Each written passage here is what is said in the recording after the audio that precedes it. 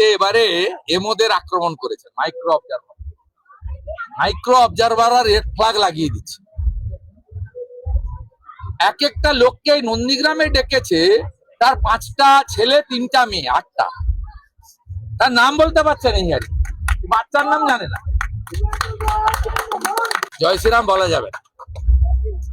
এক সাধু বলেছিলেন, জয় শ্রীরাম তো হিন্দুদের স্লোগান, জয় শ্রীরাম যে ভারতবর্ষের স্লোগান, এবং এতে সবাই হিন্দুরা এবং যারা রামরাজ্য দেখেন, শুধু হিন্দুরা নয়, ভগবান রামচন্দ্রের রাজ্য কি, হাতে কাজ, পেটে ভাত, মাথায় ছাদ। কথায় কথায় অন্য ধর্মের লোকেরাও বলে আমরা রামরাজ্য চাই। হিন্দুরা যেমন রামচন্দ্রজিকে পুজো করে, অন্য ধর্মের লোকেরাও তো সুশাসন চায়। তাই জয় শ্রীরামের মানে হচ্ছে রামরাজ্য, যেখানে প্রজারা রামচন্দ্রের রাজত্বে যেমন সুরক্ষিত ছিলেন, শিক্ষা ছিল, স্বাস্থ্য ছিল, সেইটা। তা একজন ওখানে সাধু, গেরুয়া বসন পরা একজন সাধু, তিনি জয় শ্রীরাম বলেছেন, তাই তৃণমূলের 3জন মদ্যপ জিহাদি তাকে আক্রমণ করেছে। তিনি হসপিটালে ভর্তি আছেন এড়াসালে। আমি ওনাকে নার্সিং হোমে শিফট করানোর ব্যবস্থা করলাম একটু আগে। আর বিকেল বেলা ভারতীয় জনতা পার্টি এবং হিন্দু সংগঠনগুলো ভগবানপুর থানা ঘেরাও করছে। শুনুন, ভারতবর্ষের অর্থনীতিকে আরো শক্তিশালী করার জন্য এই বাজেট ওয়েলকাম করছি। সামগ্রিকভাবে গোটা ভারতবর্ষে মধ্যবিত্ত এবং নিম্নবিত্ত এবং লো পেড আয়ের যারা ইনকাম গ্রুপ, তাদের জন্য আয়করে 31শে জুলাই পর্যন্ত রিটার্ন দেওয়ার ব্যবস্থা বা অন্যান্য যে সরলীকরণের ব্যবস্থা, তাকে ওয়েলকাম করছি। ক্যান্সার, ডায়াবেটিস, ব্লাড সুগার সহ অন্যান্য কিছু ব্যাধি আছে যেটা সংক্রামিত হচ্ছে প্রচুর মানুষের মধ্যে, তার ওষুধের দাম কমানোর ব্যবস্থা করা হয়েছে। এই ধরনের অনেক উল্লেখযোগ্য ঘোষণা হয়েছে। গ্রামীণ উন্নয়নে অনেকগুলো কাজ করা হয়েছে, প্রধানমন্ত্রী আবাস যোজনা থেকে শুরু করে জল জীবন মিশন সহ নানা বরাদ্দ বৃদ্ধি পেয়েছে। বিশেষ করে পশ্চিমবঙ্গের ক্ষেত্রে আমাদের আজকে যে প্রাপ্তি, এটা কর্মসংস্থানের দিকে এগোচ্ছে পশ্চিমবঙ্গ।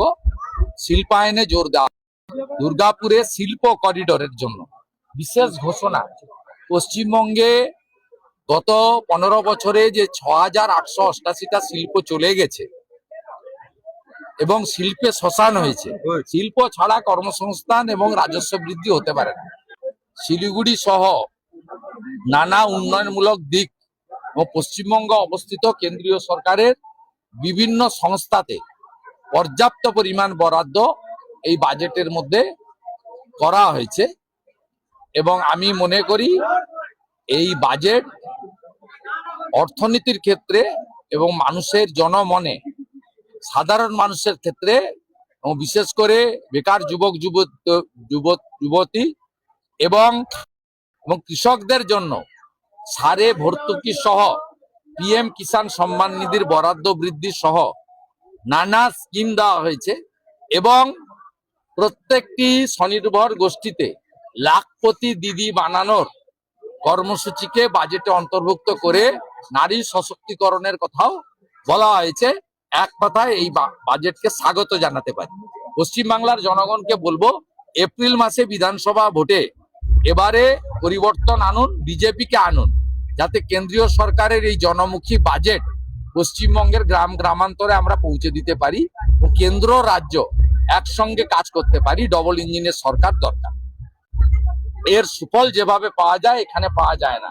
এখানে আয়ুষ্মান ভারত চালু হয় না, এখানে বিশ্বকর্মা যোজনা চালু হয় না, এখানে প্রধানমন্ত্রী ফসল বীমা যোজনা থেকে শুরু করে হিন্দুদের নাম পিএম কিষাণ সম্মান নিধিতে রাজ্য সরকার পাঠায় না। 73 লক্ষ কৃষক, নথিভুক্ত কৃষক, 54 লক্ষর নাম পাঠায়। আর যারা হিন্দু আরো প্রাপ্যযোগ্য প্রধানমন্ত্রী দিতে চাইলেও তাদের নাম রাজ্য সরকার পাঠায় না। তাই পশ্চিমবঙ্গে এই বাজেটের যদি প্রপার সুফল নিতে হয়, বাংলার মানুষকে শুধু নন্দীগ্রাম জিতালে হবে না, সংখ্যাগরিষ্ঠ আসনে ভারতীয় জনতা পার্টিকে জেতা। দাবি ত্যাগ এই চ্যানেল কোনো প্রচার করে না হিংসাত্মক, ক্ষতিকারক বা অবৈধ কার্যকলাপ। এই চ্যানেল দ্বারা প্রদত্ত সমস্ত বিষয়বস্তু শুধুমাত্র একটি শিক্ষামূলক উদ্দেশ্যের জন্য। ধন্যবাদ। শুভেচ্ছা টিম আমার বাংলা নিউজ।